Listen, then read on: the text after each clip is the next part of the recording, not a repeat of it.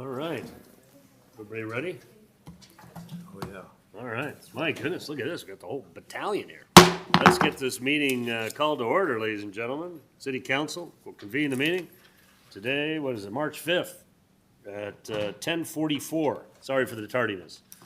Let's stand and do the Pledge of Allegiance. On the count of three.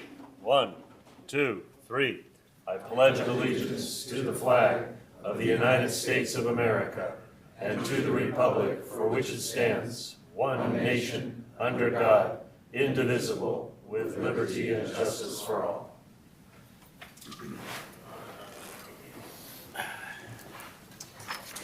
All right, let's do roll call. Councilmember Whitman, Here. Councilmember Reed, Present. Councilmember Sanders, Present. Mayor Pro Tem Penna, Present. Mayor Taylor. Here. All right, there's a couple of changes under the consent calendar. Just want to notice, everybody, the annual levy items G1 to G3. These were previously noticed for an annual hearing on April 2nd. That meeting has been pushed back to April 16th.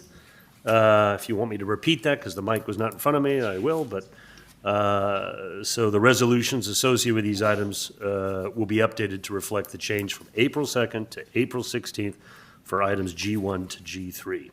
Do I have a motion to approve the agenda as amended? So moved. Second. Okay, all those in favor? Aye. Okay. So, let's see. Let's go into proclamations and presentations. Do we have anything to present there?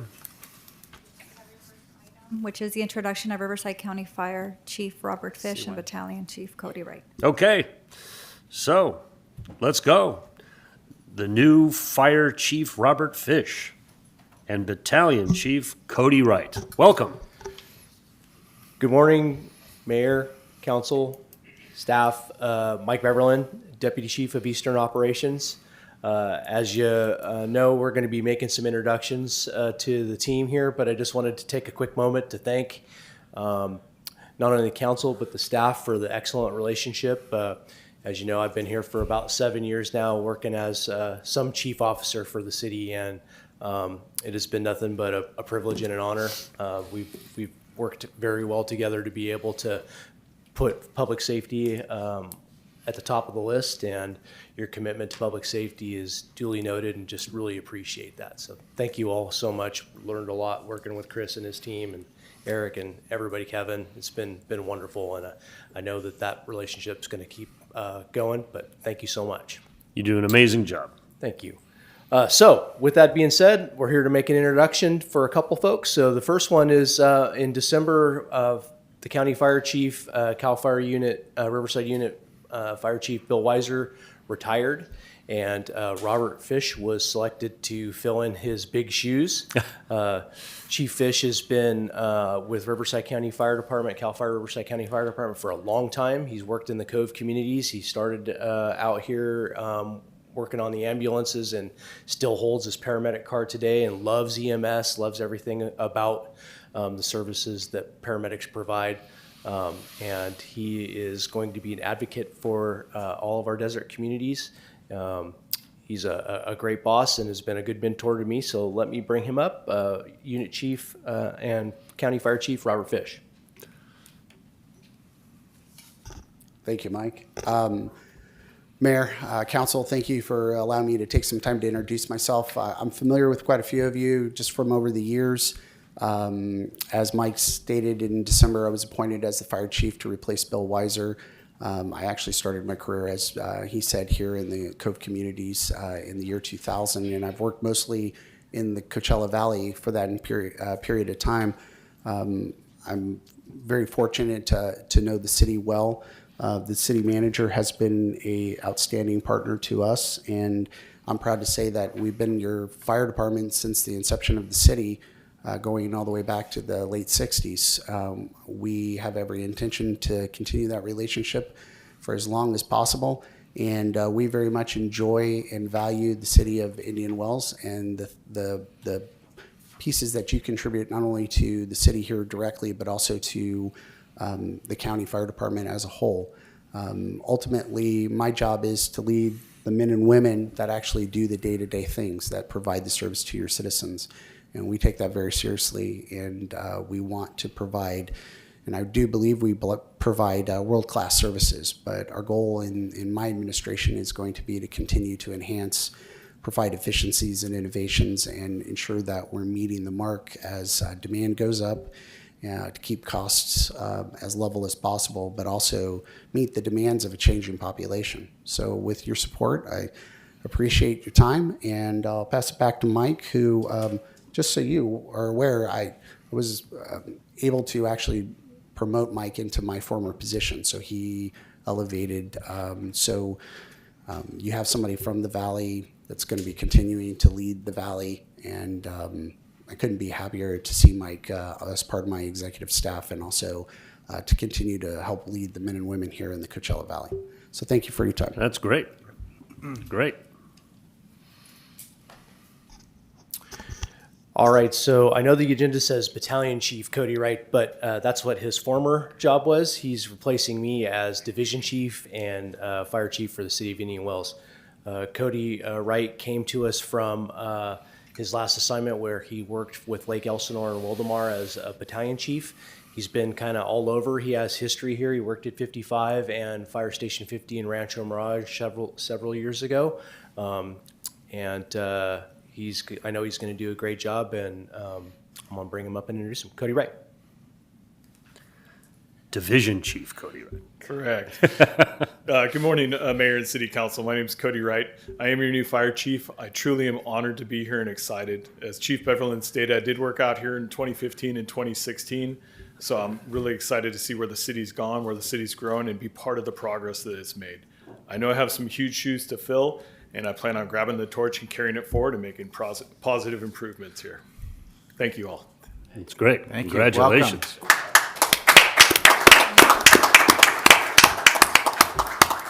Well, thanks, everybody. Unless there's any questions, that's the end of our presentation. Any questions? Mr. Mayor, not a question, just a thank you to Chief Beverland. I've served on the Public Safety Committee here at the City Council for the past 4 years and 2 months. It's just been a real pleasure working with you. We got a hell of a lot done, and so I just want to say thank you. Well, appreciate that, and it's just a great collaboration between your support, staff support, and the fire department support to be able to move some of our safety initiatives forward. And we're seeing the results of it, right? We have paramedics everywhere, ambulances, engines. We got good coverage. Opticom. Opticom, yeah. ISO rating improvements. Like, we've done a lot You of good bet. stuff. Absolutely. Yeah, and your time to get to a call is remarkable. Yes. It's really well noted, so nonetheless. I Thank you very would much. like to second everything Greg mentioned here. Thank you so much for your time and participation in our city, and congratulations. Appreciate that. Thank you. Thank you. Yep. Next item on the agenda is the Coachella Valley Disaster Preparedness Network presentation. Carla, are you here? There we go. Come on up.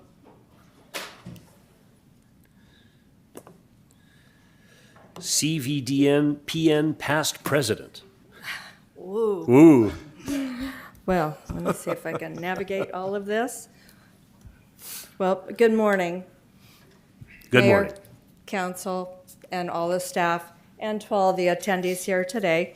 What we're going to talk about today impacts every single person in this room and all across Coachella Valley.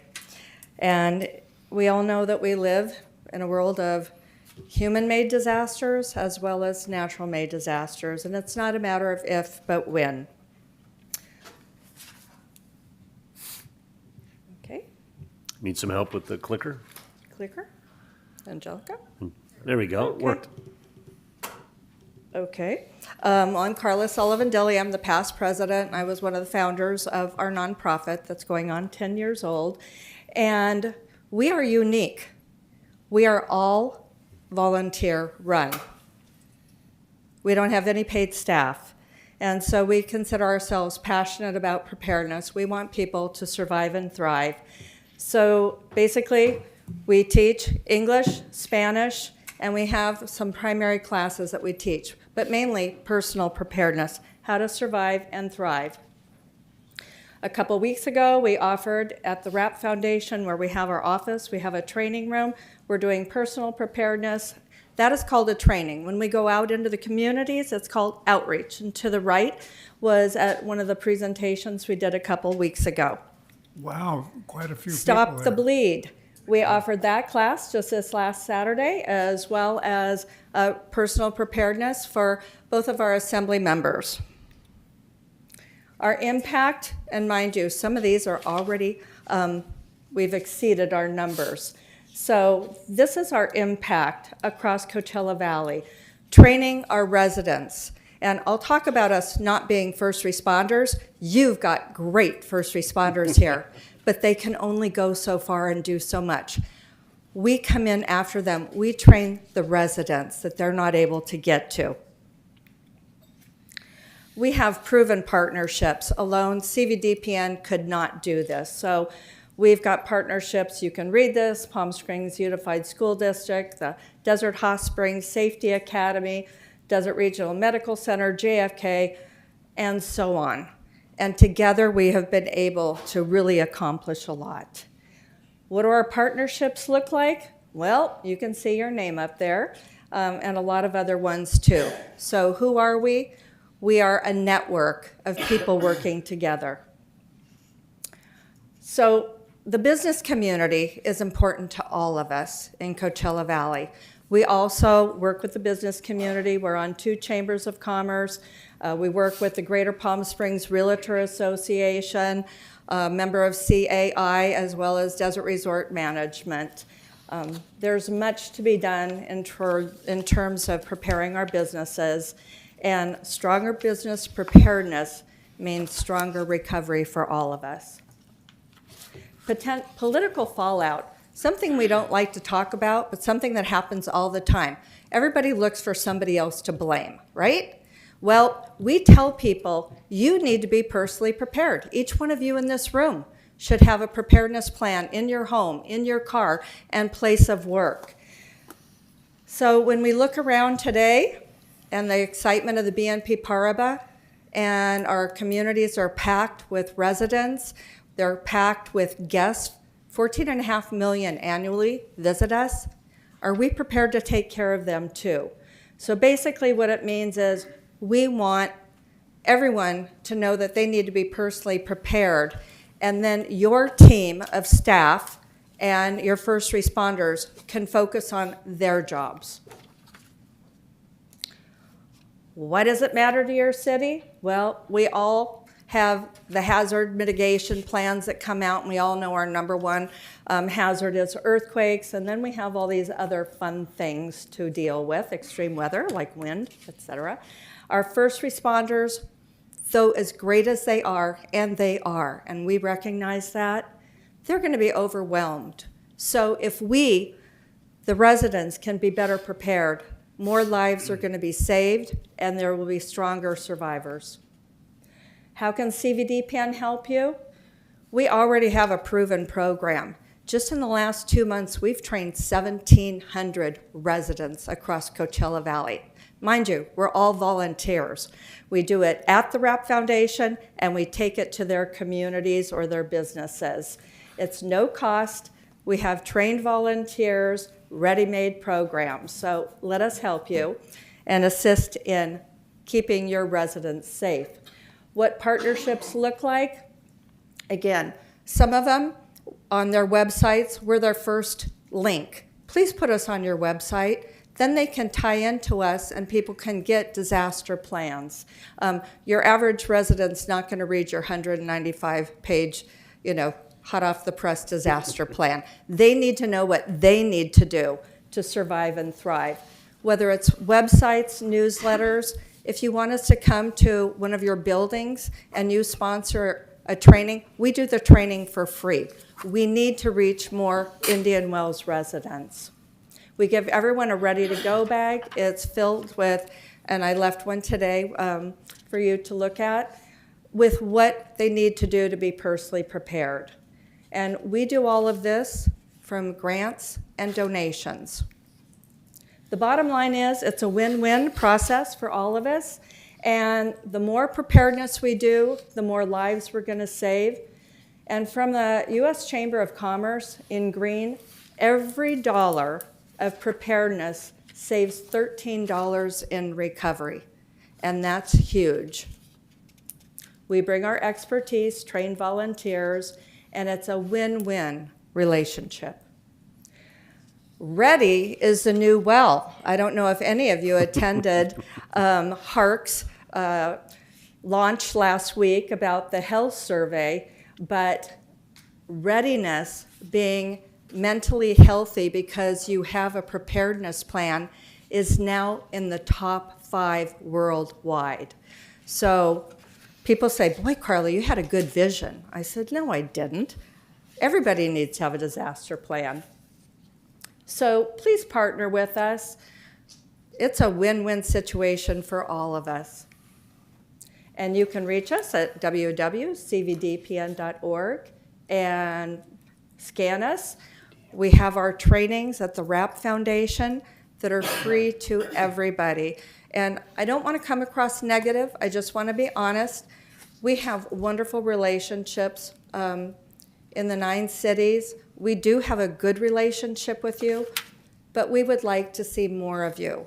We've really only been to, had the Toscana security director attend our trainings. As far as El Dorado, I have been out there and presented to them, and then also at Desert Horizons. That's not a lot. So That's pretty much it, actually. well, no, I'm no. kidding. There's a few more. Plus No, I these know. people, and that's Yeah, about no, it. So no. congratulations. We are here for HOAs. We're here for communities. Wherever you feel that they're lacking in having a plan where they can take care of themselves for up to 2 weeks. Because we can say it, because we're not getting paid by taxpayers, but 911 services will probably not be there for the first couple of weeks. You need to be able to take care of yourselves and your neighbors and be your own first responder. So we look forward to having a follow-up meeting with you so that we can brainstorm with appropriate council, staff, on how we can work together a little bit more. Thank you very much for your All right. presentation. Thank you. Thank Anybody have you. any comments they'd like to? I'm happy to answer any questions. Anybody? That's good. Wonderful. Thank you. Okay, thank you very much. Good job. All right, now we head into public comments. Madam Clerk, do we have any public comments? Not for this section. We do have some for general business, but not for this item. Okay, so that brings us to the city manager's report. Chris? Thank you, Mr. Mayor, members of City Council. I have a couple quick items. Just as a reminder, the city's strategic planning session is scheduled for Tuesday, March 17th at the Golf Resort. It'll begin promptly at 9 a.m. The focus will be recapping our current goals that we're working on, as well as establishing new goals and updating the community on the various projects and programs that we are working on. The intent is to wrap everything up by lunchtime. So I encourage all those residents and others in attendance to stop by Kestrel afterwards for a bite to eat. And then as part of our discussions here at the city council level, I know the council has been asked by residents more and more information about our city budget. And so this year we actually will have a dedicated study session just to talk about our budget and the budget process. And that's going to be on May the 13th here at the city council chambers or at the golf resort. We're still confirming locations, but the idea is to have a further discussion on the mid-year of our 2-year budget and talk about the nuts and bolts of our budget process as well, led by our fearless leader, Kevin McCarthy, our finance director. And with that concludes our comments for today. Excellent, thank you. City Attorney? Thank you, Mayor and Council. As you know, the council met in closed session to discuss the items identified on the agenda. No action was taken on those items that needs to be reported under the Brown Act. However, the council did ask me to report for the benefit of the public that a landscaping violation case at the property identified as 45422 Indian Wells Lane will be addressed. The council voted unanimously to clean up the property under a warrant and a receiver, and of course the city's cleanup costs would be secured by a lien on the property, so we should get paid back. That concludes my report, and I'm available for questions. Thank you. Yeah, I would hope that maybe some of the neighbors could reach out if anybody knows the homeowner and just try and get us in touch with them because we've been unsuccessful. Let's go to the consent calendar. Are there any items that need to be pulled? Anybody have an issue with the consent calendar? Otherwise, can we get a motion to approve? I so move. Second. Second, all those in favor? Aye. Okay, so the consent calendar's been approved, which, what leads us to public hearings. All right, so first item on the public hearings is Kevin, ordering the levy and collection of assessments for the special fire tax standby and availability charges. That's a mouthful. Kevin? Good morning, Honorable Mayor and members of the City Council. As required by law, the City Council is required to hold a public hearing to review the city's special fire tax. This voter-approved levy supports fire suppression and paramedic services in our community. With that, staff recommends that the mayor open the public hearing, take any public comment, close the hearing, and then simply adopt the resolution as it's presented. And I am, of course, available for any questions you may have. Thank you. Okay, so we'll now open the public hearing. Do we have any comments? No comments. Okay, and so any council discussion here? Otherwise, move adoption. Second the motion? All those in favor? Aye. Passes unanimously. Once again, this is part two, Kevin. This is kind of like your show today, ordering the levy and collection of assessments in the Fire Access Maintenance District number 1 for fiscal year 2026-2027. I'll now open the public hearing. Thank you, Honorable Mayor. This levy serves the residents living behind the gates of what is commonly known as the Indian Wells Country Club. Voters in the FAMD district have recently approved an increase to their annual tax of $1,559 per residential unit. The levy primarily funds security services and roadway improvements inside of the district. And with that, staff recommends that the mayor open the public hearing, take any public comment, close the hearing, and simply adopt the resolution as it's been presented. Very good.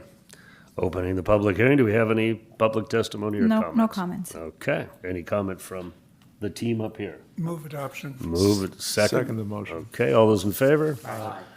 The motion passes unanimously. That brings us to general business. Do we have any comments on general business? Do we have anything more we have to do? Kevin, are you done? Until we get to Eisenhower? You're making the presentation on Eisenhower as well? I'm opening that. Yes. I see. So you're just standing up there for the entire presentation. I Yes, like sir. that. Okay. Yeah, good exercise. All right, good. I like it. Mr. Mayor, I'm recusing myself from this matter. Okay. So I'm going to absent myself from the room, Okay. and somebody can come looking for me after you're all done. All right. So, general business, I-1, community assistant funding request from Eisenhower Health for trauma center upgrade. Kevin. Thank you again, Honorable Mayor and members of the City Council. Eisenhower Health is requesting a $1 million contribution to support its upgrade from a level 4 to a level 3 trauma center with a future advancement to a level 2. This upgrade will allow more severe injuries to be treated locally and reduce transport times by as much as 15 to 25 minutes, potentially saving lives. The ad hoc committee recommends full approval with funding evenly distributed over the next 2 fiscal years using the surplus from the general fund. Eisenhower has also agreed to provide a naming rights opportunity within the emergency department, recognizing the city's contribution. Ms. Monica Vasquez is here today representing Eisenhower Health and is prepared to make a brief presentation with the authorization of the mayor. That concludes my report, and of course, I'm available for any questions you may ask. Okay. I think we should hear from Eisenhower Hospital on this. before we begin our deliberations? Please. Thank you, sir. Sure. Welcome to Indian Wells City Council. Thank you. Good morning, Mr. Mayor, honorable council members, Mr. City Manager, city staff. Again, my name is Monica Vasquez, Director of Community Giving, and it's a pleasure to be here and present to you this morning. At Eisenhower Health, every achievement begins with the engine of philanthropy. It fuels our pursuit of healthcare excellence and makes our mission possible. Through philanthropy, we are able to recruit the nation's top physicians, invest in leading-edge technology, and continuing moving forward in our goal in becoming a truly world-class health system. It also allows us to bring closer to where people live and work, expanding access to established services while introducing new ones like the John W. Larson Foundation Trauma Center that directly benefits our community and saves lives.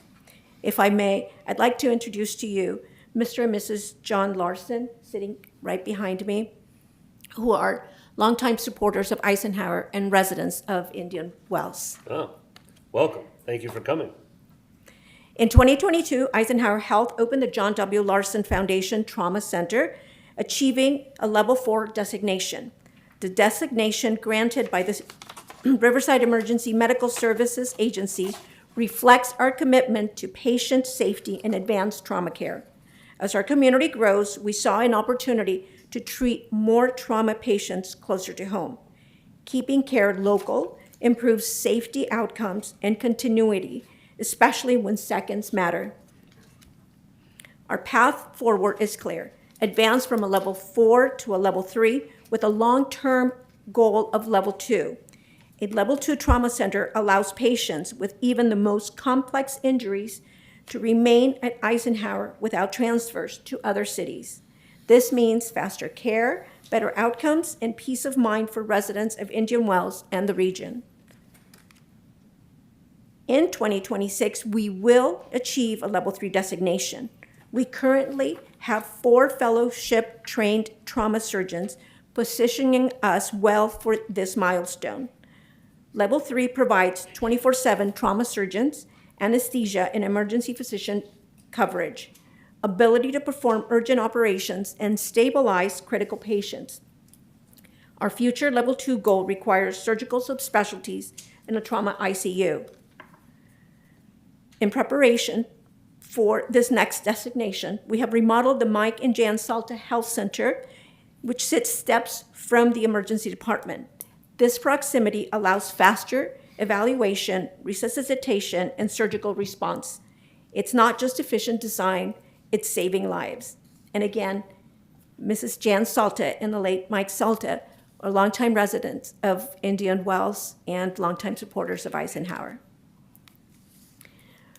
Regional leadership and emergency preparedness. In 2024, Eisenhower led Riverside County's first multi-mass casualty drill. This demonstrated Eisenhower's role as a regional leader in public safety and preparedness. Our pursuit in world-class healthcare is guided by strategic investments in programs and facilities to strengthen care for the entire Coachella Valley.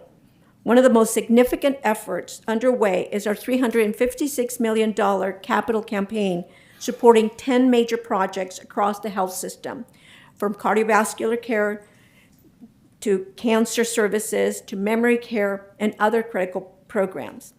And 80% has been funded by Indian Wells residents.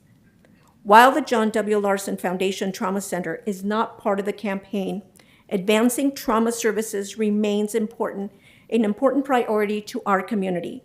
That is why we partner with local cities, working together to support projects that best serve their residents.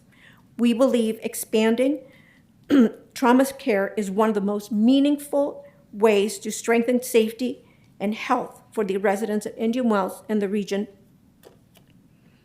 To continue this progress, we respectfully request a $1 million investment from the City of Indian Wells. This support will help advance the John W. Larson Foundation Trauma Center and strengthen trauma care for our residents. In honor of this partnership, prominent recognition for the City of Indian Wells will be placed in the emergency department. Together, we can ensure world-class care is available when it matters. I'd like to introduce to you Dr. Eric LaRue, our Chief Medical Officer, and Dr. Iwtv Contaxis, our Director of the Emergency Department, who are here to answer any questions you may have. Thank you. Thank you very much for your presentation. Dr. LaRue, always good to see you. We work together on dust, just so you guys know. All right, so I believe that concludes the presentation by staff and by Eisenhower. Now, are there any questions from? I have two please, questions, Dana. if I may, and Yeah. I don't know who can answer this Yeah. properly, but so between the four of you, 1, 2, 3, 4. Number one, we've received a number of communications concerning this proposal, one of which indicated that they thought that Eisenhower Health was a private organization. And now, obviously, JFK is privately owned and Kaiser's privately owned. Who owns Eisenhower Health? The residents of the Coachella Valley. We are the only not-for-profit hospital, the only not-for-profit So healthcare. those are people who are saying that this is privately held and people are going to get rich out of this money. They're not accurate. Is that correct? That is correct. Okay, Yes. thank you.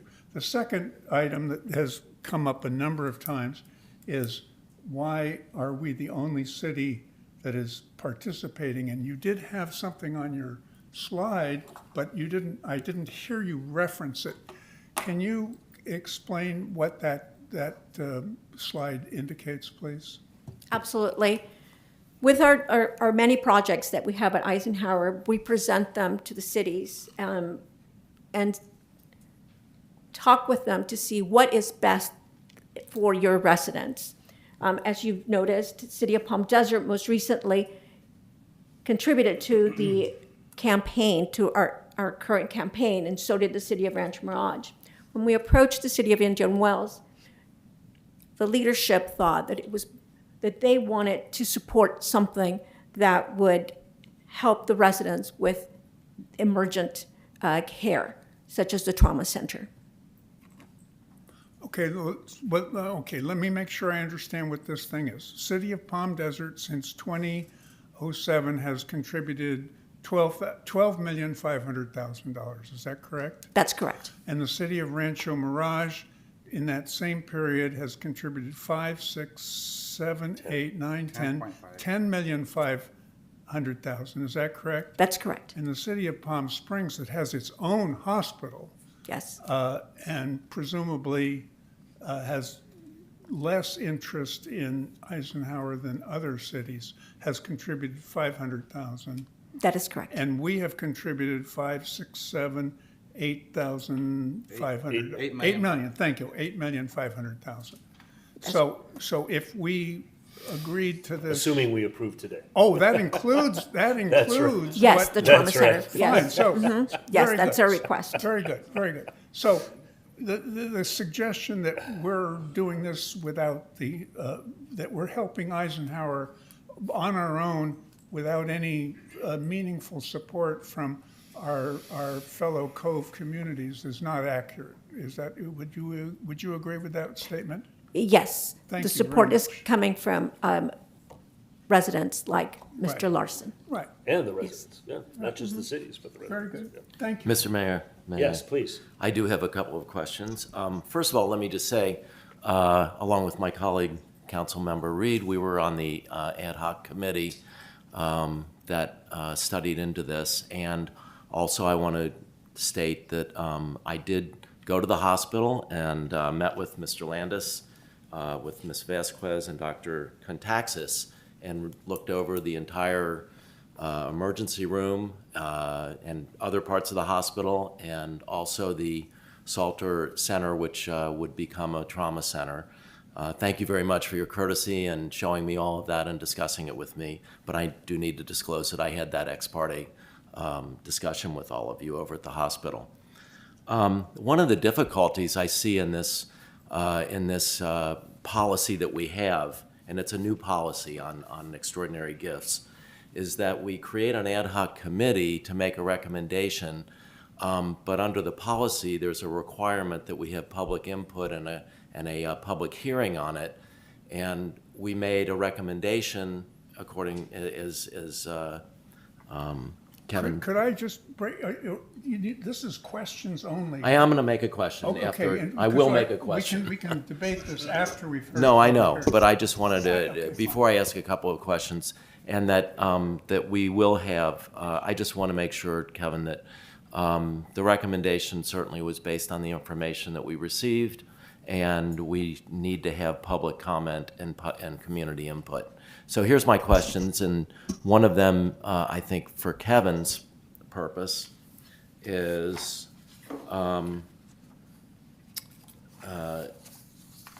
accordance with the community assistance policy, the over 200,000 gift, which this is its own separate policy. Is that correct? Yeah. Yeah, the Honorable Mayor, members of the council, that's correct. It's their subsection in our sponsorship and contributions policy.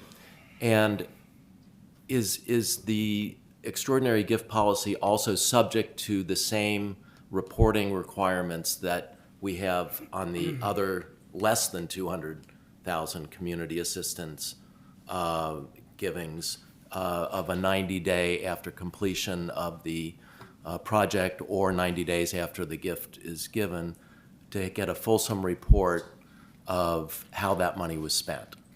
Are they subject to that as well? So that's actually in a separate section, but I think that's a reasonable request that could be done as part of this effort. Sure, absolutely.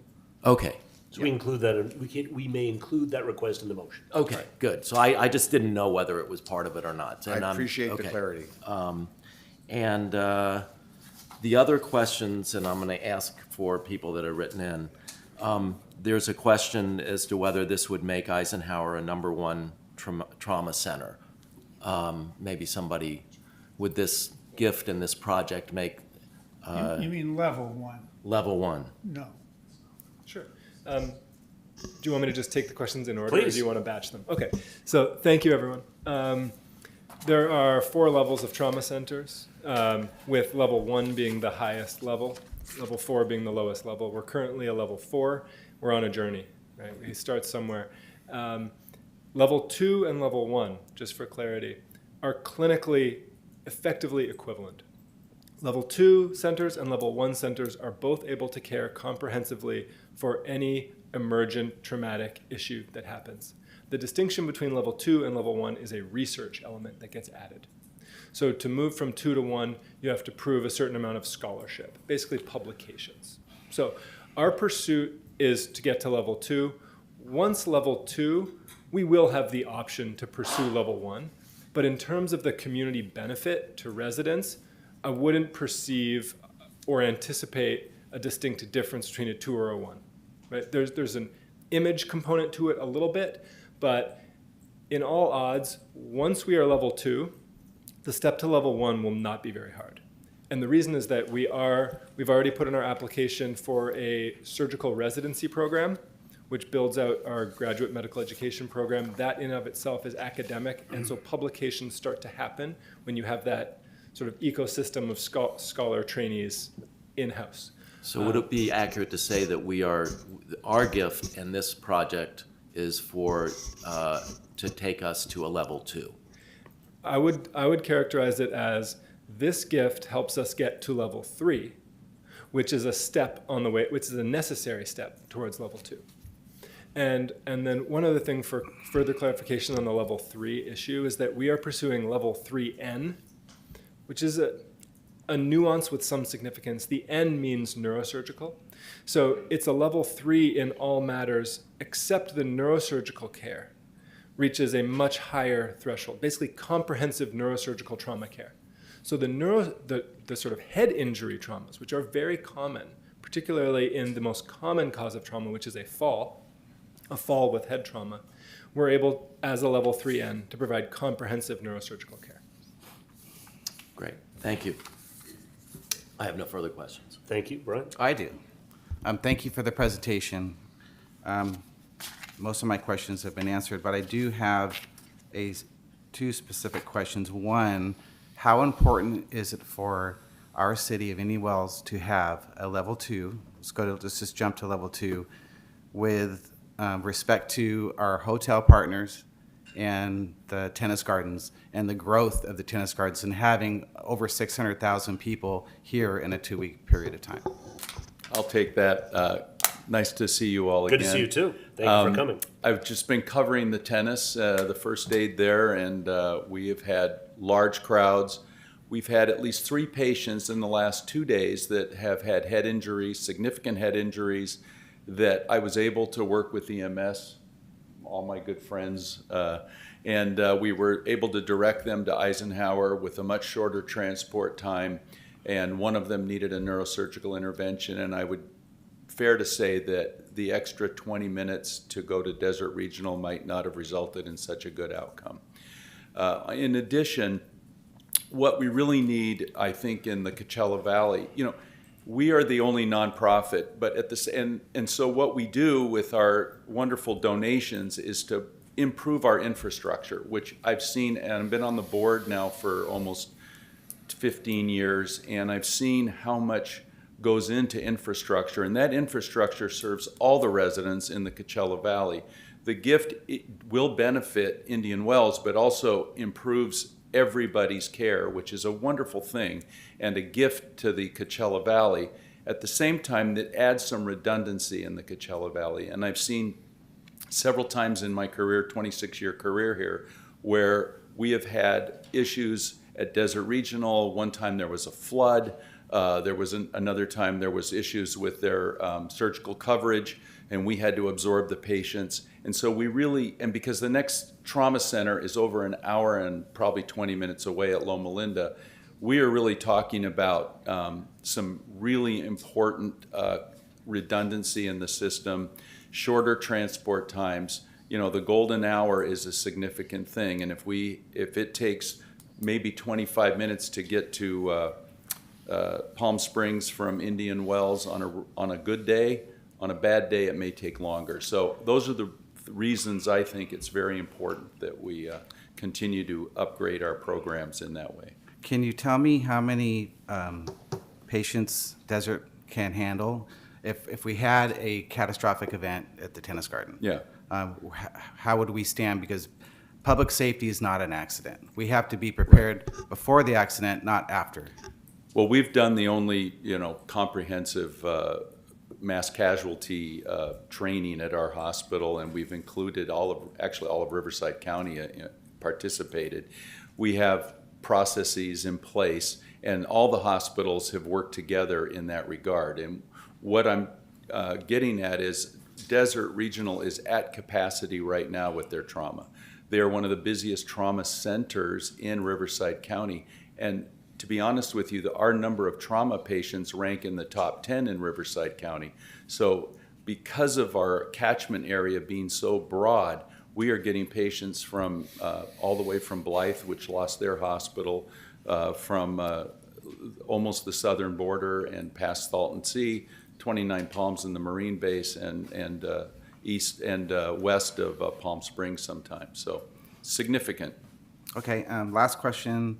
In regard to achieving a level 3N, to get to level 2, do you have to achieve level 3 before you 2? Do. You have to go through each phase, and really to get to level 3N, you have to act like a level 3N receiving center prior to getting designated, which is why we need to improve our call for trauma. We need to add trauma surgeons. Right now we have almost 4. We need 5 to have a full call panel. Once that's in place, 3N will be fairly easy. Our neurosurgical services are top shelf. That's excellent. And based on your forecast of donation, how long will this take to achieve a level 3?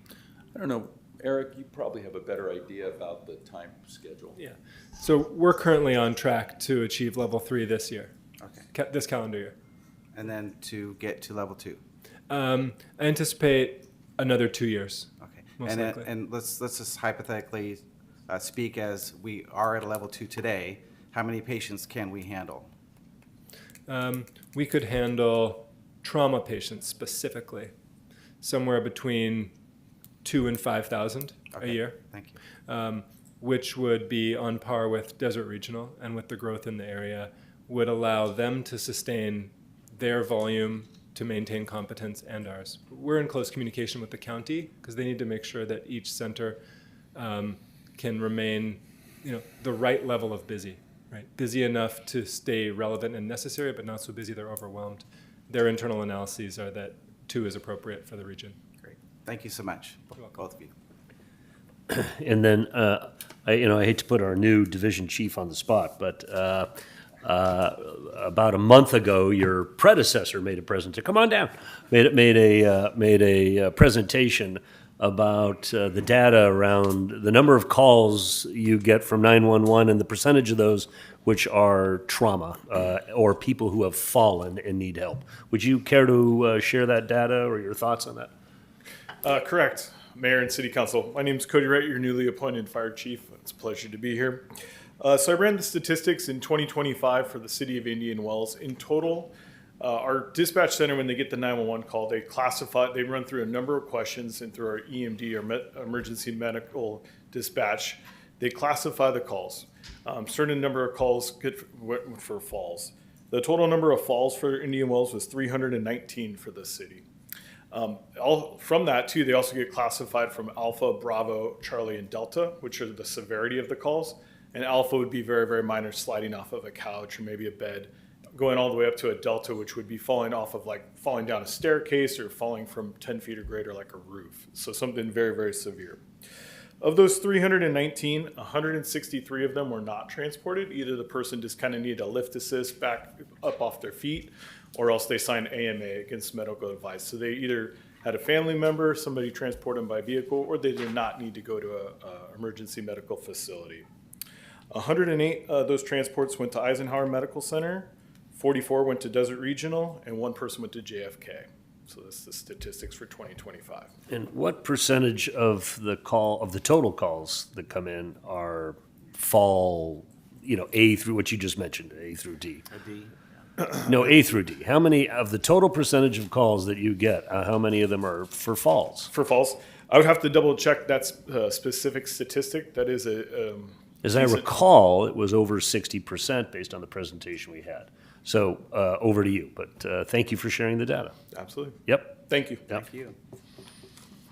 Okay. Thank you for your good advice. You'll probably be called up for answers to questions again, but in the meantime, we're going to go to the public and ask if there's anybody who has any comments on this matter. Angelica, do we have comments? Yes, I have listed all your public comments on the screen. So we have our first one, Glenn Schubert. Glenn, come on down. Oh, Glenn Schubert. Glenn Schubert. The other Glenn Schubert. We have a Good morning, Mr. Mayor, members of the City Council. My name is Glenn Schubert, resident of Indian Wells for the last 8 years. I just wanted to say, so last time when Eisenhower did the presentation, I was fully supportive of going ahead and making this a level 3 and a level 2. And I still do. Just from my background, I was a research investigator for neurological and neurosurgical care at 2 level 1 trauma centers, one at UCLA and one at Harborview Medical Center. And so it's very important, for this golden hour that we have in trauma to make sure that we have appropriate care for people in our city. The one thing I have kind of a problem with is, number one, only asking Indian Wells. I didn't see La Quinta mentioned on the level, that they had for support, because this gives everybody in the Coachella Valley the ability to have another level 2 trauma center. We have a level 1. As the doctor explained, just research is pretty much the only differentiator between 2 and 1. But that really helps, because if you have to close for something and you have another trauma center that can take those patients, that's great. So I still want to support this. I just like to see this spread out a little bit more over the valley. But I do think that we absolutely need to support this monetarily. Thank you, Glenn. So thank you. Thank you for your comments. Maureen, I believe you're up next. Hello, Maureen. Hi, how are you? Good. Good. I'm reading this for my husband, Dr. Byron Imtweiler, who was not privy to hearing what we all just heard. So some of this might be moot, but I will read it anyway, as I promised I would. Okay. I have been a resident of Indian Wells for about 20 years. Every few years, the Eisenhower Hospital comes to our city for some amount of funding for a myriad of projects. It appears that we are the only city that they approach. If you walk around Eisenhower campus, you can see the numerous plaques thanking Indian Wells for all our donations. Recently, they have approached the city again to help fund a trauma center. Our mayor has sent a message to all city residents extolling the virtues of the center. The mayor also cited the statistics of the number of falls older residents have, and therefore the need for the center. Let's look at the true statistics for traumatic injuries. The greatest number of traumatic injuries is found in 15 to 24-year-olds. Approximately 2/3 of American children have some form of trauma before 16 years of age. Trauma is the leading cause of death in Americans between 1 to 44 years of age. Americans between 21 to 30 years of age have the most traumatic brain injuries. Children and young adults are not the demographics of Indian Wells. The occupation with the most traumatic injuries are construction workers, nurses, police officers, firefighters, electricians, roofers, truck drivers, and warehouse workers, farming and agricultural workers, and lawn care workers. Again, these occupations are not the demographics of Indian Wells. The mayor also stated that having a trauma center at Eisenhower Hospital would reduce the time of getting patients to the hospital. Why have Eisenhower representatives not gone to the cities of Coachella, Desert Hot Springs, Indio, La Quinta, Palm Desert, or Cathedral City to secure funding? Each of these cities has a larger population and the demographics that should have a greater degree of traumatic injuries. They are located even further from the Palm Springs Hospital Trauma Center. Indian Wells should not be the only go-to city when funding is desired. The other cities that I just cited by demographics and distance from the hospital should have greater desire for the trauma center. These cities need to contribute to the funding. I am not against Indian Wells making a contribution, but should be in line with what these other Coachella Valley cities are willing to donate. As we know, Indian Wells has, on numerous occasions, donated money to the Eisenhower complex. On each of these occasions, the city has not asked for anything in return. Indian Wells should take a page from President Donald Trump's Art of the Deal and ask for something in return. For example, when an Indian Wells resident goes to Eisenhower emergency room, that resident should be elevated to the top of the queue, except for those that have a life-threatening condition. Perhaps if we start asking for something in return for our donations, we won't be their go-to city for funding. The Coachella Valley is a group of cities, and each city should contribute their fair share. If every city's residents are going to use the trauma center, every city should donate. We are not a socialist society, we are not our brother's keeper, and we should not again foot the bill for every other city.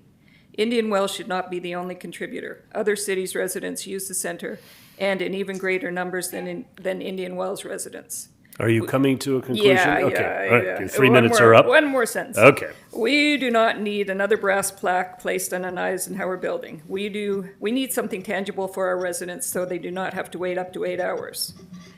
At least 3 of you are lawyers. Put your This is the second sentence. Yeah, I made a mistake. Sorry. This is the last sentence. At least 3 of you are lawyers. Put your negotiation skills to work and get something in return for Indian Wells donations. Thank you for your Thank comments. you. Who is that from? I mean, Dr. that's not, these aren't your words, right? No. Okay, well, who are you reading it on? My husband. Who is Dr. Byron Imtweiler.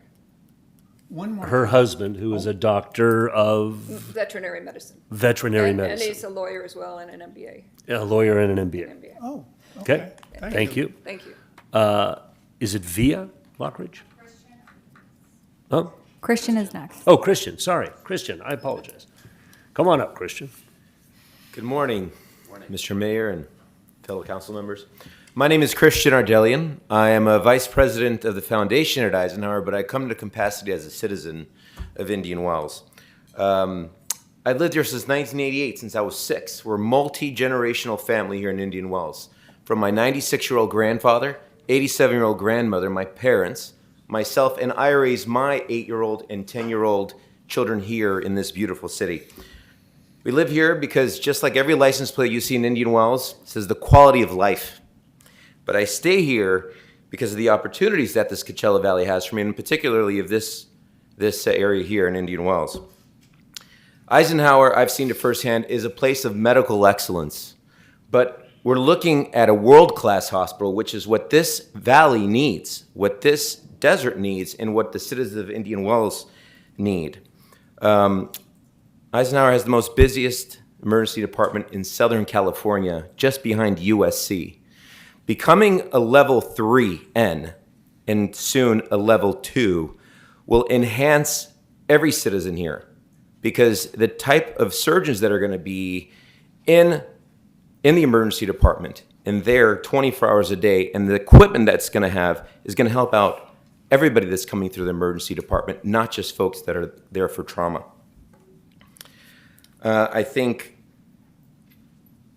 having the ability to serve even folks with trauma, which we've had some evidence here of spoken today, is that it affects everybody, not just the young, not just the middle, but even the folks that are here in our valley in Indian Wells today. So I'd like to give my support as a citizen of Indian Wells for the support of the Trauma Center. Thank you. No, thank you very much, Christian.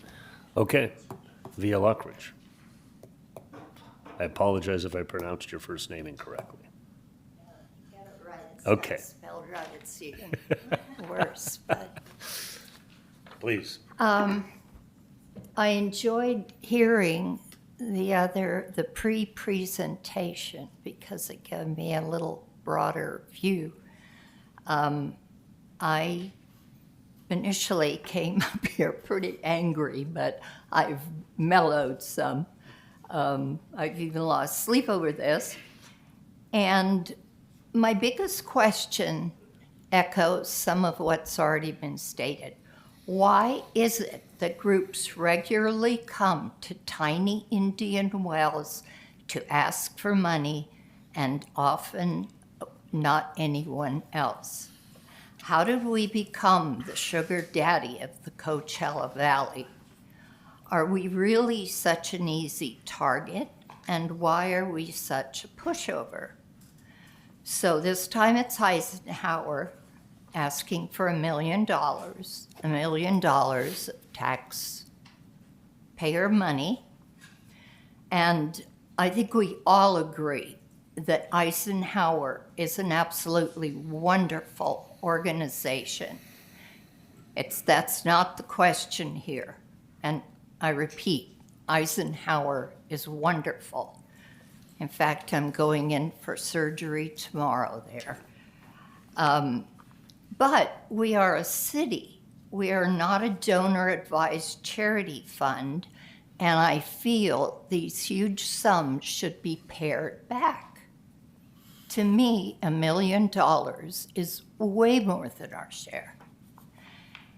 And the biggest thing is, did we not learn anything a few years back when we gave Eisenhower a disproportionately generous $2.5 million donation? And have we forgotten that immediately following was an unexpected pandemic? The money we had offered up, we did not have yet. Revenues plummeted. We were left with a serious financial issue. And I just feel we should not make this mistake again. Generosity should not come before fiscal responsibility. Our primary responsibility is to our residents, and, you know, not to impress some of the fundraisers or organizations. So once again, this time, the money we are offering is from surpluses for the next few years. Those surpluses are not guaranteed. I believe we should err on the side of caution and not risk our financial future again. A Thank you. smaller sum of 100,000, 200, we should contribute. We will benefit. But to me, $1 million is way, way too much. Thank you for your comments. Thank And you good for luck listening. tomorrow. And good luck tomorrow. That's important. Sam Ginn, come on down. And Angelica, would you kindly remember to put the light on for the 3-minute time frame? Well, Thank you. you saw before, I was pretty anxious to get up here, so. Please introduce yourself. State your name. You know, Sam Ginn. Yeah, Sam Ginn is my name, and I live in Indian Wells. It's my home. And I guess if I have a personal objective here is if I need trauma services, I want to go to Eisenhower. I've been on the board of directors for over 20 years. I serve on the finance committee of the hospital for that period as well. And to answer your question, there's not been a single year in those 20 years where fees covered the cost of your care. If we did not have philanthropy, it would be a very, very different hospital. It's just the facts. I mean, it's a massive help to our efforts that cities like Indian Wells will step up and help us achieve something that we really need in trauma care. Dr. Konaktis, you had a chance to meet him. I don't know if you've ever been in his emergency room, but he lives through chaos every day. And there's something to be said for people who manage well. And he is not only a great doctor, but he manages that emergency room like any physician I've ever seen or heard about. So we're going to spend your money well if you're willing to give us that contribution. So thanks for your time. And Sam, just before you leave, can you just, for a matter of credibility, so you said you were on the board of Eisenhower, right? I'm sorry? You said you were on the board of Eisenhower Hospital, is that correct? Yes, that's okay. right. And then formerly you were what in your career? The CEO of? Well, I was CEO of Pacific Bell. Thank you. And I was CEO of a cellular company and thank you. Had a long Appreciate career it. in telecommunications. Sam's a terrific person to help us with our telecommunications Right, as well. thank So you. thank you very much, Sam, for coming up. Alex, you're next. Come on down. Next contestant on the presentation. Yes, exactly. My name is Alex Soshin. I am a resident of Indian Wells. Thank you, esteemed council, and thank you for the presentation, and thank you for all the information you furnished to us prior to this meeting. Procedurally, I agree with one of the council people who said, be great to get this input before it's kind of a priori kind of recommendation, because I think the community would be very valuable to say, for instance, what healthcare priorities, what funding priorities we might have that might actually help direct the philanthropic request. I come with my comment actually in support of a donation to the trauma center, something we will all benefit from for many years to come. I also do believe that Indian Wells, from a position of financial strength, absolutely can bear the request. But I also offer my perspective as a former program officer from the Annenberg Foundation. We reviewed requests like this all the time, and there are some basic things that I would definitely say going forward for future requests you might want to consider. We got an analysis of all the contributions, but they were for very different projects across different timelines. So it's not an apples to apples comparison. There's also the proportionality. We don't know what other cities' budgets are. We don't know what their populations are. So again, it would be helpful to have that as context. One basic fact that I think would have been really helpful for the city council and the city to consider is We're being asked for $1 million as a part of how big a full request for the trauma center. Is it the entire amount? Is it 5%? Is it 20%? Knowing the percentage of the total cost, programmatic budgetary cost of this trauma center improvement would allow us to then present this information with a little bit more context.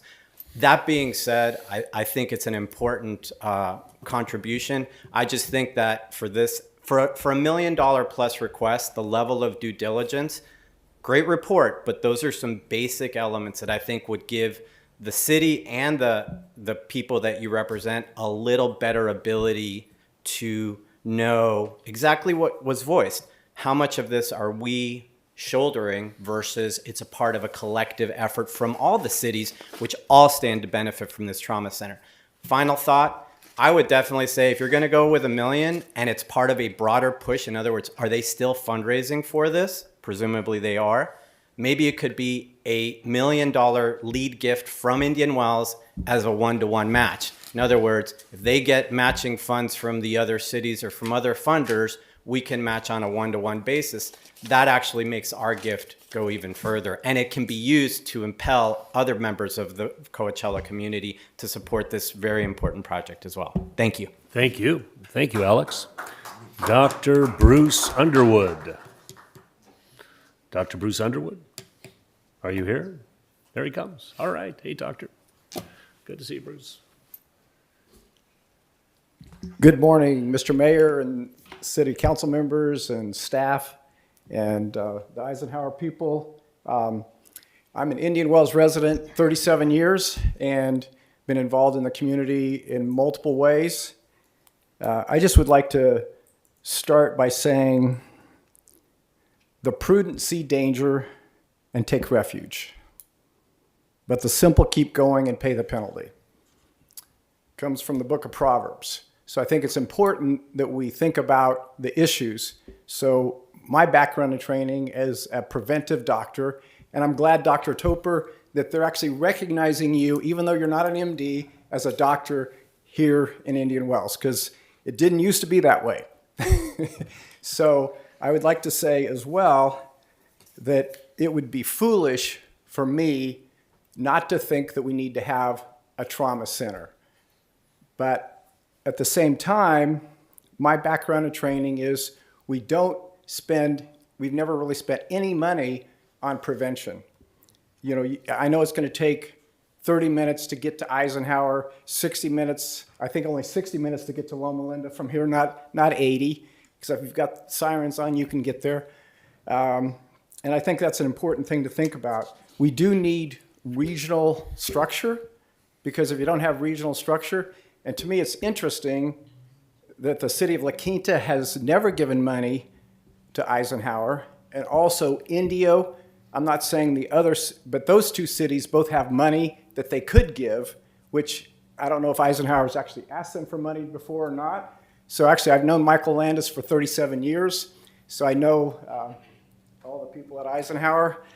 And my goal really is that all of this is treating things after the fact. There's lots of things that we as a community could do to prevent the trauma. You can't prevent all of it, but you can prevent a lot of it. And I do agree with Dr. Imsweiler, his analysis of the data, because I think you have to look at those factors. And I also want to agree with Alex and his analysis of the data, because I think you don't, in terms of funding, you always have to think about, why didn't we go to the Vintage or El Dorado Country Club or to Desert Horizons? There's lots of people there that if you ask them for money, and I know you've already done it, would give the money, because there's lots of people that have in the reserve as well. So to me, we need primary prevention, because again, falls, cardiovascular, and heat illness are the big issues. Also, we also have to look at the HARC data, which tells us that we need to do something. But to me, trauma centers do save lives in emergencies, and prevention helps ensure that those emergencies would happen far less often. I think the financial analysis is really your job, the legal analysis is your job, but I think there's so much that we don't do and we never have done for prevention in this community, primary, secondary, or tertiary. And to me, that's a huge mistake. Okay. Like the analysis that Alex gave. Anyway. Thank you. So Thank you for your presentation. I just think you need to I would actually like to say one final thing. You know, I served on several boards, public boards, and really my analysis is that you're really not supposed to make a decision until all the data's in, the final person has spoken. And that's, I think Thank you, we've seen Doctor. that already. I appreciate Anyway, thank you. Appreciate that. All right, now, as part of this process, we then kick it back to council here for a motion and deliberation. Do we have a motion to approve the $1 million donation to Eisenhower? So moved. Do we have a second? Second.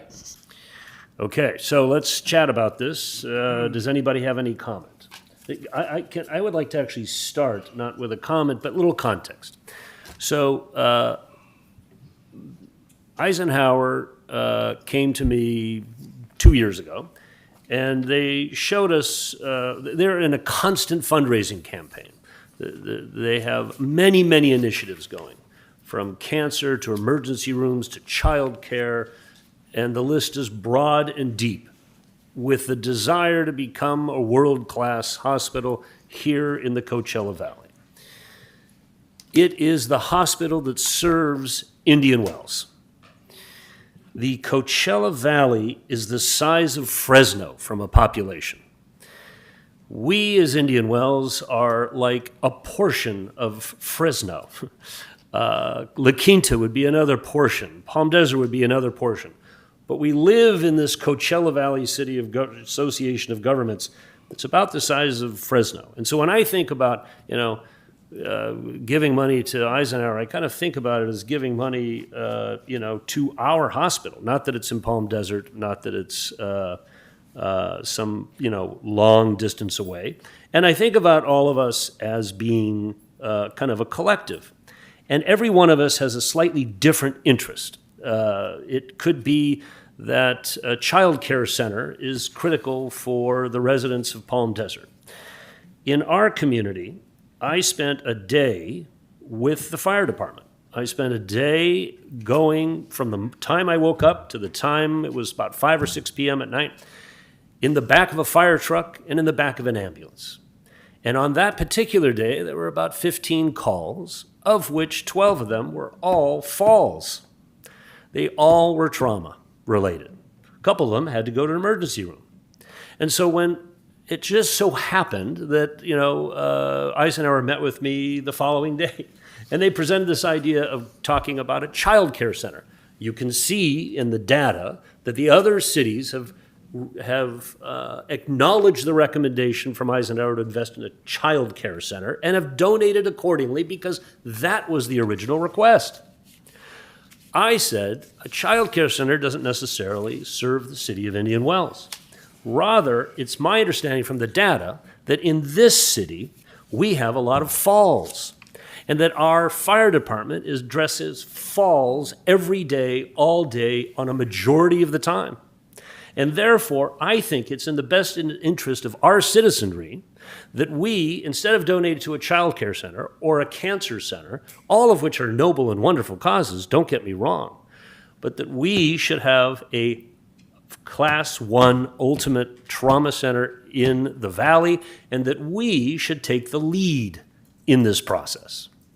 So from a context perspective, I want you just to understand how this kind of went from child care to trauma and how this kind of conversation ultimately came out. Now, there's also been a number of comments about La Quinta. Where's La Quinta? I can't speak for La Quinta, but I can state one fact, and that is the long-term mayor of La Quinta works for Desert Hospital. And she is a senior executive at Desert Hospital. And another statistical point is the most profitable portion of Desert Hospital is their trauma center. And they don't want competition from a business perspective, a pure business perspective. So please consider that when thinking about how other cities invest in various hospitals and various initiatives, et cetera. I'm just sharing with you information. You can come to your own conclusions. But with that said, that just creates a little context. Do we have anybody here who would like to make a comment? Sure. Yeah. I do have one question first, based on Mr. Sochan's very well stated comment, which is, do we know what the percentage or what the total cost of the trauma center enterprise that we're looking at here? What percentage of the 1 million is of the total fundraising effort? Dr. LaRue, do you want to step up to the mic? Again, I'm Dr. LaRue. Thanks for the question, all the questions. Thanks for the comments as well. Trauma programs, as Dr. Kontaxis mentioned, have to be fully built out before they're recognized. Only once they're recognized do they start to see the patient volume. So there's a huge amount of financial loss that occurs in the startup period, which can last many years. We estimate that it is somewhere in the $4 to $10 million per year range for a few years. I'm sorry, I didn't, 4 to 10? 4 to 10. $4 to $10 million. It is a big range, but that's because during this time period, we are evolving and growing. So, it's different building out the level 3 right now, which is about 4 million, and moving towards level 2, which is about 10. So I offer the range because it's not going to be just a step we take one day. We're going to be continually moving in that direction along that spectrum. And so we could do the math. The 1 million, if we take a 3-year time horizon, let's say, comes out at about, let's say 1 out of 15, right? So somewhere that's in the 6 to 8% range or so. Okay. Someone has a calculator. So this $1 million will help you be one of the 4 million that gets you to the 3N stage? So this is critical in the early phase that we're in now to build the platform that allows us to go to level 2. So the percentage of the total amount understates the significance of it, because in this early phase is when we need to get to the level 3N in order to get all the patients that the paramedics are picking up to bring, so they'll actually bring them to us instead of going the extra 20 minutes. And then that puts us on the path to the 2. And does this does the 4 million include, and when I was over at the center, the CT scanner that was already there that I was told had done 600,000 scans already and was essentially needed to be replaced. Is the $4 million included? Does that include a new CT scanner? Yes, new CT scanner. There's some expenses that are not capital, but are somewhat easy to picture in that we will need to, for example, keep an entire operating room open and unused and at the ready. Some of this is about the readiness capacity, as was spoken about. So some of it's capital and easy to picture, like human resource expenses around surgeons. Other parts is staffing and keeping an OR and an emergency suite operational with or without a patient in it. Thank you. So thank you very much. So that leads me to a discussion. First point is, obviously, our $1 million gift that is being proposed is very significant.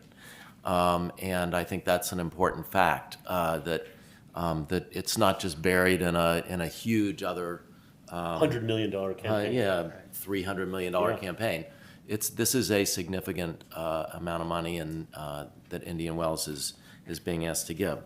What I said earlier, I still stand by, and I really appreciate that we have received all of this information from our residents.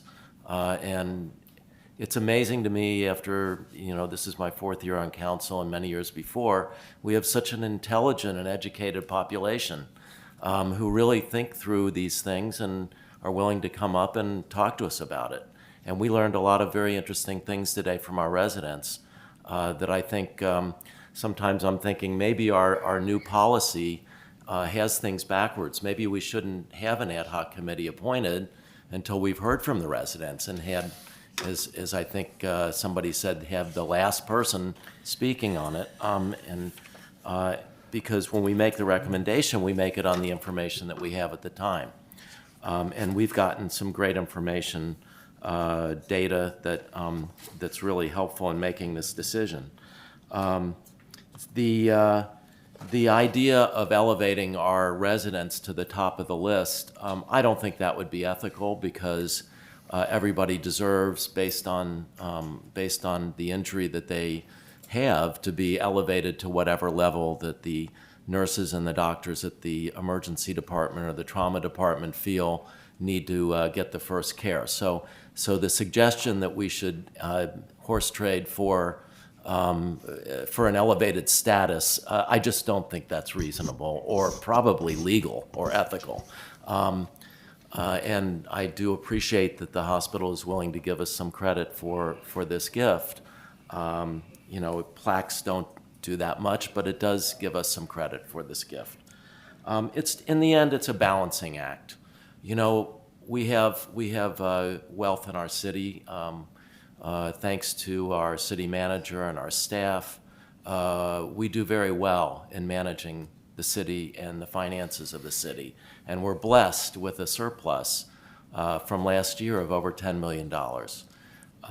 And so the bottom line is, you know, should we as a city donate $1 million to a hospital that's so central to our well-being and our health? Or should we deny that and say, well, we're not going to give because, you know, we shouldn't be giving to anybody? I think we have a responsibility to help our hospital, and Eisenhower is our hospital, even if it's not in our city limits. It's the hospital that all of us use, and I think we have a responsibility as a city, as we said, we are the stewards of fiscal responsibility, and I do think that giving to the hospital in this instance is within our scope of fiscal responsibility. So I'm in favor of it even more so now after today, after hearing what I've heard, than I was when I was on the ad hoc committee with my colleague, really just looking at the emergency room and hearing from the hospital's perspective, because now we have the whole picture from our residents, from our fellow council members, and I feel very strongly that we should provide this gift. Thank you. Brian? Yes, thank you, Bruce. You took a lot of my words, so I appreciate that.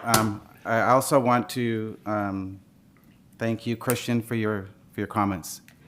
Those really resonated well. I was undecided prior to this meeting, and I have read every single email, and I've heard every single piece of data that was presented today, and very enlightened now that I've heard everything, and we've been able to ask questions and actually dig down into why we're doing this. We do have a responsibility to our residents and our visitors. For the record, our visitors contribute probably upwards of 2/3 of our city's budget annually. So we have a debt to them to have a trauma center to take care of them when they come here and they spend their time in our city along with our residents. We have a duty. Public safety is not by accident, and simply not being prepared is simply not an option. We have a responsibility to be prepared for our residents and our visitors, and anything short would be irresponsible. Thank you. Okay, with that, should we move for voting? Well, I just want to say one thing. First of all, I agree with virtually everything that's been said. I want to respond to whoever it was out there that said that Eisenhower should talk to the people at El Dorado and Reserve and Vintage and get them to contribute.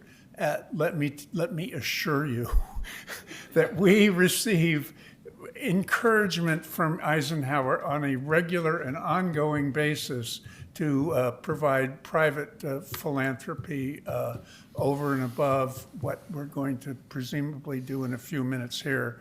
And I just want everyone to know that at least from El Dorado's point of view, Eisenhower is a major recipient of our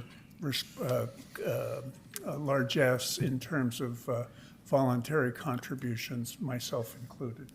Michael Landis, who I spoke to this morning, acknowledged that over 50%, I believe, of the current campaign has been contributed by residents of Indian Wells in the clubs that were referenced, including El Dorado, the Vintage, the Reserve, Desert Horizons, et cetera. So the community is extremely active, and we have one of our resident board members here who is also very active.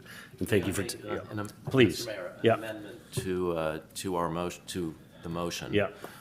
Which is that the gift be subject to the community assistance provision that we discussed earlier of a report. Just like any other recipient, I think maybe this is something that should have been in our extraordinary gift policy, if it's not, that they have the same requirement as any other recipient of Which is a gift. reporting requirement that states once you receive the money, you have to come back within a year and say, this is what we've done with the money and how it's been deployed. All right, so with that said, do we have a second to adopt the amendment? Second. Second. All those in favor of the amendment? Aye. Aye. Okay, it passes unanimously. Thank you very much for your time. We really appreciate, Eisenhower, your coming in for this meeting. We look forward to being served. Hopefully, none of us will fall. Okay, what do we want to get, Greg? All right, we're going to go to the council member report and comment. Ladies and gentlemen, we still have a meeting going on here, so please keep your comments to yourself. We're now going to council member reports and comments. Mr. Whitman. Oh, yes. Let's see, let me get to my list here. That's it? That's our last. Okay. The Coachella Valley Children's Museum had its annual fundraiser and event, and it was very successful. Ladies and gentlemen, please, we have a meeting going on. It was a great event at Consuela's in Rancho Mirage and raised money. Cove Communities, we met. I'm going to leave that to Councilmember Sanders, who was also at that meeting. Desert Sands, we met with the superintendent and principals of the schools and had a great meeting there to learn about what was going on with the school district. Indian Wells Golf Advisory Committee. I think I'm going to leave that to the mayor since he was on the tournament ad hoc committee, and I think that's the most important thing right now. Sunline Transit. I went to the rodeo. That's ROADEO. Watching to judge the buses and the bus drivers on how they maneuvered through barrels and backed up and so on. It's an amazing thing. And they gave me an opportunity to drive one of the smaller buses through the barricades, which I did successfully and stopped within inches of where I was supposed to stop. I didn't win any money, but it was a good event. So that's it for me. All right, thank you. Councilmember Reed. The CVAG Conservation Commission met. They have prepared a video, about a 3-minute, 4-minute video of their activities for the last couple of years.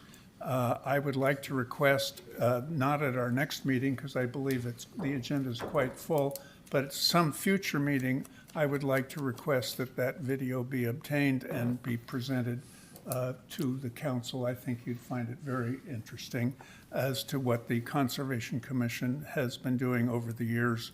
The only other committee that has met recently is the ad hoc on Eisenhower, and we don't need to go over that again. I'd like to ask at this time that also a future agenda item sometime in the very near future is a report on what's happening with our cell service recommendation. The consultant that we hired How are they doing? What have they, what's left, and when can we expect a final report? That's, thank you. Would you like to make a request that someone from the CVAG Conservation Commission come and make a presentation to us at a future meeting? I don't know that that would be necessary. Well, why don't we see the video first, and if it whets anyone's appetite, then we could do that at that time. Okay, well, that's not necessarily a matter of vote. Do you think we would have a benefit of showing it here versus just sending it around? Oh, certainly.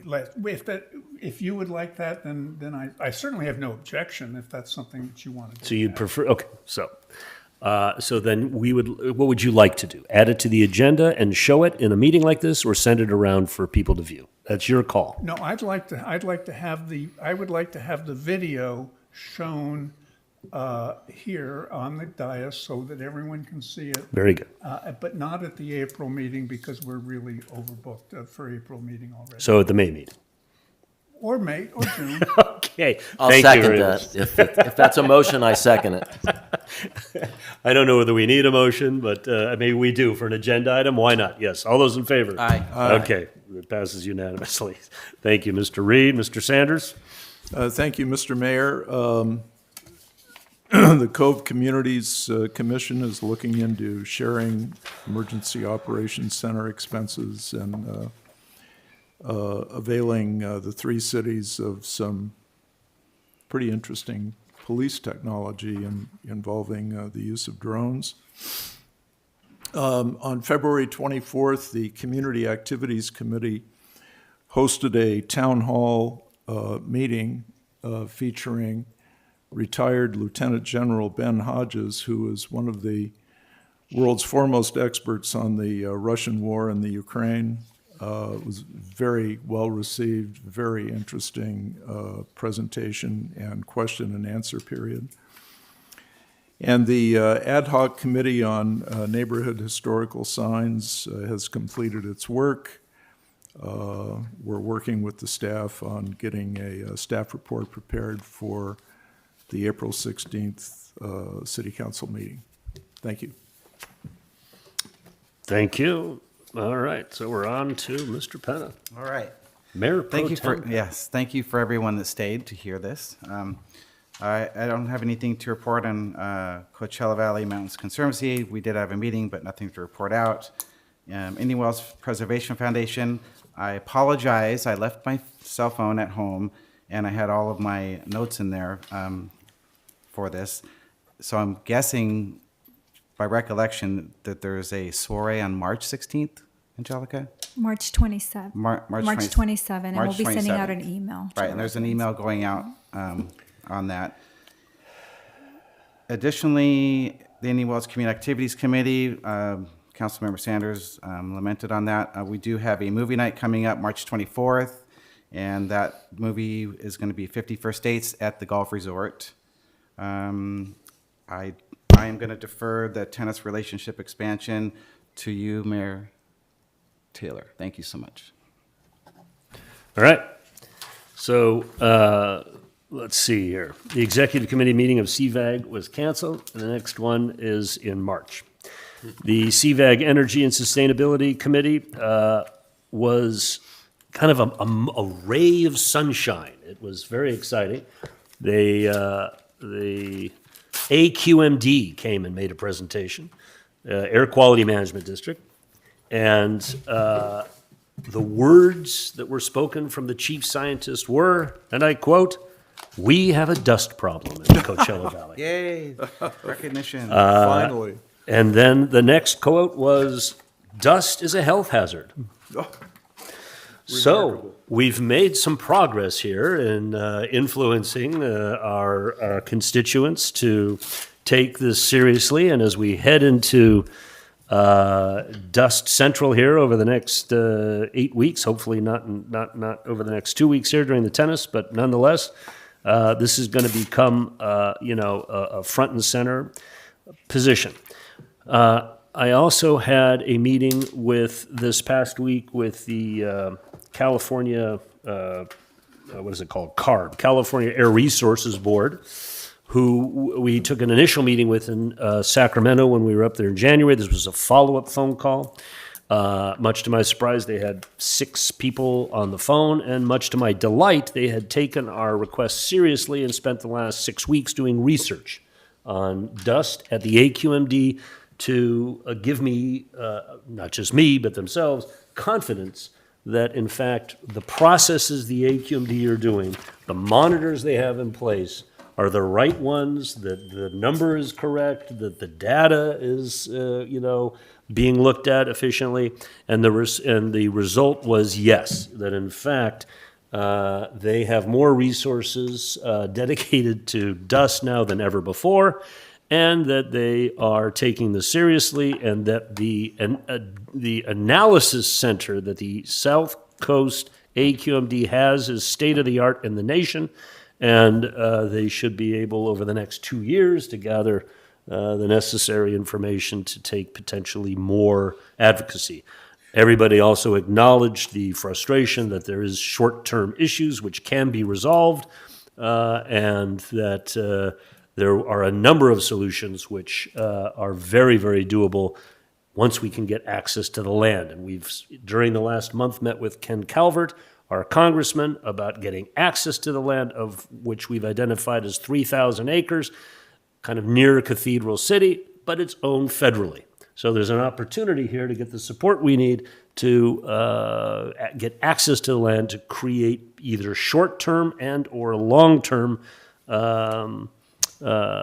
fixes to the sediment that lies on top of the land, which is the reason why we get so much dust in Coachella Valley. So I'm hopeful that over the next year or so we can create some short-term mitigation issues to reduce dust, and long-term mitigation that we can actually significantly reduce dust. So hats off to everyone for participating in this movement. Let's see. That kind of covers a bunch of these things. The Golf Ad Hoc Committee. So we have a tournament coming up, a club champion, a City of Indian Wells Championship golf tournament, which will be the first hope of many to come. And we will circulate the date. Robin, you remember it off the top of your head? 2-day tournament? 2-day tournament. What's the dates? 18, 19. 18th and 19th of April. All right. So very exciting.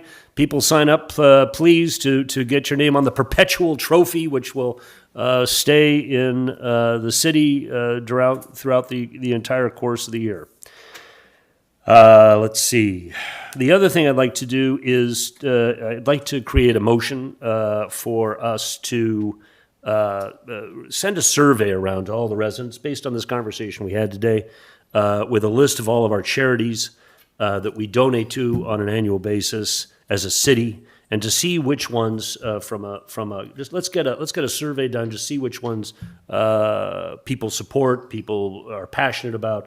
I think it would inform all of us just to hear what a broad survey result could be, and I would recommend that we do that. Do I have a second to conduct a survey to see? Is it limited to charities? What about to things like Acature and We could do sponsorships. We could do sponsorships and charities. I'd be up for that. I second. Yeah, under discussion? Yeah, sure. The only problem with that is there's a lot of background information that's necessary in order for a resident to make an intelligent Fair point. decision. For example, we contribute a significant amount of money to the homeless problem. The average resident sees no homeless problem in Indian Wells.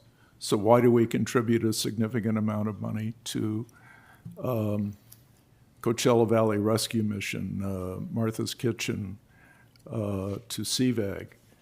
The reason is they provide shelter for homeless people who come into our community and can be transported to those facilities.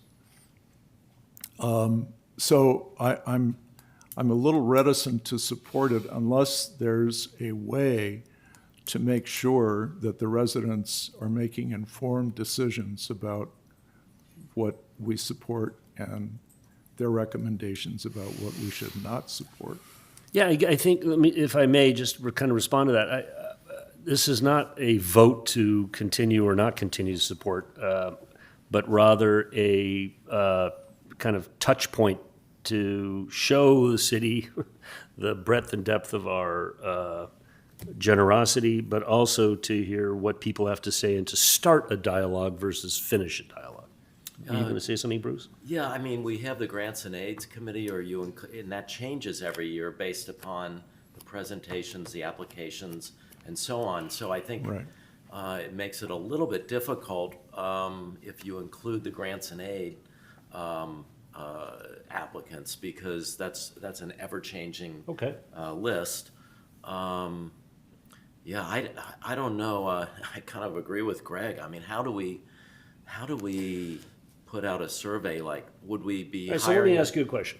Ask you. So the intention here, right, is to make all of our residents aware of, of the breadth and depth of our generosity, okay? And have a conversation about it, create a dialogue about it. Maybe, like we're having a day of budgeting, maybe we could have a day of grants and aids or charitable contributions where we have a meeting like this, an open meeting, invite people to come. Like a discussion A meeting. discussion meeting, right? Discussion meeting. Right. I think that's good because if you start including Acrisure and all the other things, that's really in the purview. I mean, we aren't a town hall society, democracy where everybody gets.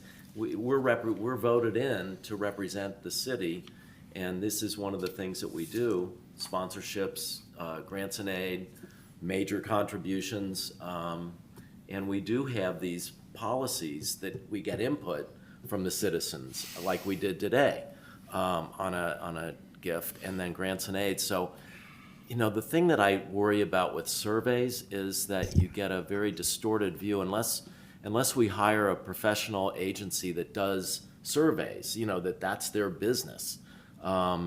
Just send out a survey without. I think that would be the intent, but okay. Yeah. Okay. Yeah. And to add to that, we have short-term and long-term initiatives, and those would be difficult for a resident to ascertain on why we're doing something long-term when we've put a lot of effort into doing so. Can I suggest we get a staff report before we go any further with this, so we can get a little bit more detailed information on this? Mayor and Council, this seems like a really healthy conversation to be having, maybe on a future agenda, since this wasn't on today's agenda. All right, so I like the idea of a discussion. All right, I do too. I like that idea. So then too. why don't we ask for an future agenda item whereby the staff makes presentation of all of our charitable contributions and we have a discussion? Well, I don't want to limit it to charitable. Okay, I mean, and sponsorships. I want to know what the people think about our giving money to Acrisure. And I understand. And I can only suspect All right, that so it's quite negative. can we have a motion then to put this on as a future agenda item to discuss the sponsorships and our generosity to I have a charities? motion. Yes, I'll motion it. Well, To I put- would- to put on a future agenda. Yeah, with a staff report. With a staff report, Second? including Acrisure. Council members Reed's request. Yeah. Well, not just Acrisure. No. But you're asking. Just don't limit it to charities. That's what I'm saying. It's charities and sponsorships. Okay. Do I have a second? Yes. Okay. All those in favor? Aye. Aye. Okay. That passes. The second thing I wanted to bring up is that we have scheduled a joint meeting with the Planning Commission, the City Council, and the timing is such with everything that's going on in our packed agenda, strategic planning, we're going to have to cancel that meeting. And I would like to suggest a future agenda item to discuss whether or not, joint meetings with the Planning Commission are appropriate or are recommended by council versus to continue the current process, which is just to maintain the Planning Commission meetings and then recommendations to council. So I would like to have that agenda item for a future agenda. Do I have a second to my motion for this to be brought I'll up? second your motion. Okay. I'm not exactly sure what it is, but. All right, so Second it. Okay. There's our Dana moment. We got Mr. it. Yes. Yes. Mr. City Manager, would you care to give a little background here, please? I'll do my best. I'll ask the city clerk to fill in if need be. The city has established a policy in the past of after strategic planning, after strategic planning, having a joint meeting with the Planning Commission, should it be necessary, to give them an update on projects and programs that may be coming before them. It was something that was implemented with the governance committee, I believe, a little over a year ago. And so that first meeting was being scheduled for a time in April, but due to conflicts, that's being rescheduled to a later date in lieu of what this decision may be at this committee meeting. And what what is the reason for a joint meeting with City Council? What was the original nature of that? I'd probably defer to Councilmember Whitman, he was on the governance committee at the time. I think it was just an effort to have a stronger relationship perhaps with the Planning Commission. To my recollection, former Mayor Griffith and I were on the governance committee at that time, and we were looking at all of the committees and commissions and their functions and their scope of work was really the focus of that. And I think this arose out of a question as to whether the Planning Commission was, whether the scope of work was clear for the Planning Commission. And that maybe it would be good for the Planning Commission and the council to have a joint meeting to discuss projects that the council was seeing in the future, and to discuss that with the Planning Commission present so that we could discuss these matters. And that would shape, to a greater extent, the scope of work, which we had felt had kind of gotten dispersed over time, that we could really focus on what the scope of work was for the Planning Commission. Whether or not that really happens in a joint meeting, I'm not sure. That's my concern. Yeah, I'm not sure that it solves that issue. My concern is that, a planning commission is an independent organization, if you will, that makes recommendations to the city council. It would be like us having a joint session with the golf committee and with other large. Which we do, it's strategic planning. Understood, but we could have this at a strategic planning, at the end of the day, right? So the point is, I'm not sure that it's necessary moving forward, and the staff was a year or so ago was being told to proceed with a joint meeting. I'm not sure that's necessary, hence the agenda item because we can't talk about it at this point in time. All we can do is future agendize it to vote yay or nay whether we're going to have a joint planning commission meeting with the city council, hence the desire for me to put it on the agenda. So do I have a second to get it on the agenda? Anybody else? All those in favor? Aye. Aye. Okay, a motion approved, so passes, so we'll add it to a future agenda. And ladies and gentlemen, does anybody else have any other comments? I have one question Please, for our city attorney. Yeah. Having a meeting with every council member and the Planning Commission, doesn't that expose us to Brown Act violations? Would be a public. It's a public meeting. It's a public meeting? Yeah, it would be a Okay, public meeting. clear the air. Thank you. Yep. Answer the question. Does anybody else have questions? Yeah, Right. Mr. Mayor, Yeah. just one more thing. Back on dust for a moment. Yes. A shout out to Congressman Ken Calvert again. Yeah. For getting language in the conference committee report on the Interior Appropriations Bill to have the Environmental Protection Agency render a report to Congress on the extent of the dust problem here in the Coachella Valley. I think that's going to be an important element of getting the attention of the regulators who can make a difference here. Thank you very much for that, and I agree wholeheartedly with that outcome that our congressman was able to achieve for us. With that, this meeting is adjourned.